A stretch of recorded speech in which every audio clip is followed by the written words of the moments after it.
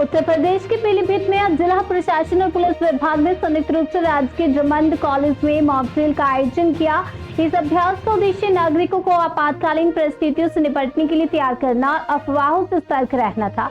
राजकीय Drummond college Pilibhit में आज एक विशेष मॉक ड्रिल का आयोजन किया गया। जिलाधिकारी पुलिस अधीक्षक की मौजूदगी में इस अभ्यास के माध्यम से नागरिकों को बताया गया कि आपदा या किसी भी आपातकालीन स्थिति में क्या सावधानियां अपनानी चाहिए। पुलिस अधीक्षक अभिषेक यादव ने मौके पर मौजूद लोगों से अपील की कि वे किसी भी तरह की अफवाहों पर ध्यान न दें और शांति बनाए रखें। साथ ही उन्होंने कहा कि अगर किसी को कोई संदिग्ध गतिविधि नजर आती है तो तुरंत स्थानीय पुलिस या कंट्रोल रूम को सूचना दें ताकि समय पर कार्यवाही हो सके। पीलीभीत में आज जैसे कि आप जानते हैं पूरे भारतवर्ष में और उत्तर प्रदेश में भी किस प्रकार से रेड अलर्ट जारी किया गया, उसी को लेके आपात स्थितियों के लिए एक मॉक ड्रिल आयोजित किया गया जिसका मल्टीपर्पज़ अवेयरनेस का और उसके अलावा तैयारी का हमारा वो था स्कोप, जिसमें सभी प्रशासनिक, पुलिस, मेडिकल, फायर की, एडमिनिस्ट्रेशन की, डिज़ास्टर की रिस्पांस की टीमें सारी सम्मिलित थी। इसके अलावा हमारे जो बच्चे थे, जो एनसीसी के कैडेट्स थे, जो हमारे विभिन्न संगठन हैं, वो सब इस समय शामिल थे।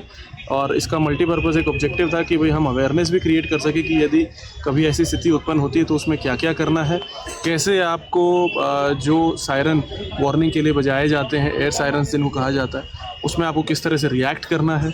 उस रिएक्शन के बाद यदि कोई इंजर्ड है, कहीं फायर लगी है, कहीं किसी को प्राथमिक या सेकेंडरी मेडिकल उपचार की आवश्यकता है, तो उसके लिए किस तरह हमारी टीमें काम करेंगी। तो न केवल इसने पब्लिक में एक जागरूकता के रूप में इस मॉक ड्रिल ने काम किया है, इसके साथ साथ पुलिस की, फायर की, मेडिकल और प्रशासनिक टीमों को किस तरह से रिस्पॉन्ड करना है ऐसी स्थिति में, उनकी भी एक ड्रिल हुई है, जिससे आने वाली ऐसी अगर कभी ऐसी स्थिति उत्पन्न होती है तो हम लोग संपूर्ण रूप से पीलीभीत पुलिस और प्रशासन उस चीज़ के लिए तैयार रहे।